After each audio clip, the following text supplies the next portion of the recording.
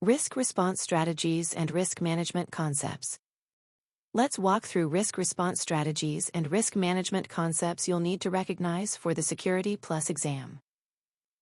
These concepts are commonly tested in scenario-based questions, where organizations must decide how to handle threats, vulnerabilities, and business risks. The key is understanding two things: how organizations identify and track risk, and what decisions they make after the risk is identified. We'll begin with risk assessment, because this is usually the first step in the risk management process. If a scenario describes identifying threats, analyzing vulnerabilities, or determining how serious a security issue may be, you are dealing with risk assessment. Risk assessment is the process of evaluating risks and determining their potential impact on the organization. For example, a company may discover that several employee laptops are running outdated operating systems that no longer receive security updates. The organization evaluates how likely those systems are to be exploited and how damaging a compromise would be. That evaluation process is risk assessment. Now let's move into risk appetite, because organizations do not treat all risks the same way. If a question describes the amount of risk an organization is willing to tolerate, that is risk appetite. Risk appetite defines how much risk leadership is comfortable accepting, based on business goals and operational needs. For example, a startup company may accept a higher level of cybersecurity risk in order to reduce costs and grow quickly, while a financial institution may have a very low risk appetite because of strict regulatory requirements. Now let's transition into risk registers, because organizations must document and track risks over time. If the scenario describes a centralized list used to document risks, track mitigation efforts, and monitor status updates, you are dealing with a risk register. A risk register commonly includes identified risks, likelihood of occurrence, potential impact, mitigation plans, ownership assignments, current status. For example, a company may document the risk of ransomware attacks inside a risk register, along with mitigation steps such as employee training, endpoint protection, and backup testing. Now let's move into risk reporting. If a scenario describes communicating risk information to leadership, stakeholders, or management teams, that is risk reporting. Risk reporting ensures decision-makers understand the organization's current security risks and priorities.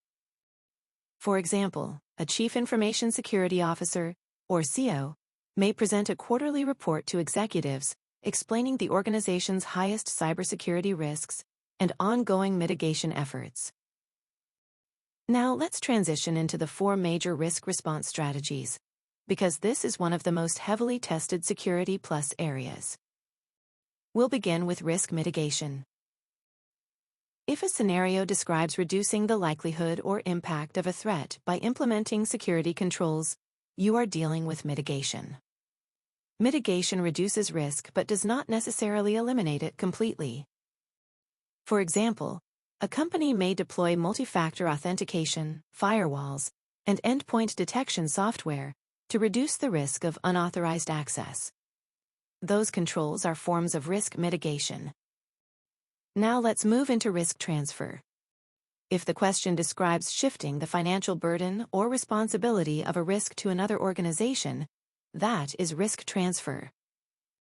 For example, a business purchasing cybersecurity insurance to help cover the financial impact of a data breach is transferring part of the risk to the insurance provider. Organizations may also transfer risk through outsourcing agreements or cloud service contracts. Now let's discuss risk acceptance. If a scenario explains that an organization understands a risk but chooses not to take corrective action because the risk falls within acceptable limits, that is risk acceptance. For example, a small company may decide not to replace older office printers that have minor security vulnerabilities because the replacement cost is higher than the expected impact of exploitation. A common exam trap is assuming all risks must be eliminated.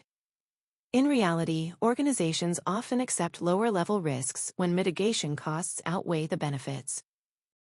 Now let's move into risk avoidance. If a question describes eliminating the activity that creates the risk entirely, that is risk avoidance. For example, a company may decide not to launch a public-facing web application because the potential cybersecurity exposure is considered too dangerous. By canceling the project completely, the organization avoids the associated risk. Now, let's connect these concepts together the way the exam expects you to think. First, organizations identify and evaluate risk through risk assessment. Then risks are documented in a risk register. Leadership determines acceptable exposure through risk appetite. Risks are communicated through risk reporting. Finally, organizations respond using one of four strategies: mitigation, transfer, acceptance, avoidance. Now let's bring everything together using recognition patterns. If the question describes evaluating threats and vulnerabilities, think risk assessment. If it describes how much risk leadership is willing to tolerate, think risk appetite. If it involves documenting and tracking risks, think risk register. If it involves communicating risks to stakeholders, think risk reporting. If controls are implemented to reduce risk, think mitigation. If risk is shifted to another party, think transfer. If the organization knowingly tolerates the risk, think acceptance. And if the risky activity is eliminated completely, think avoidance. The most important takeaway is to separate identifying risk from responding to risk. Risk management concepts help organizations understand and track risk.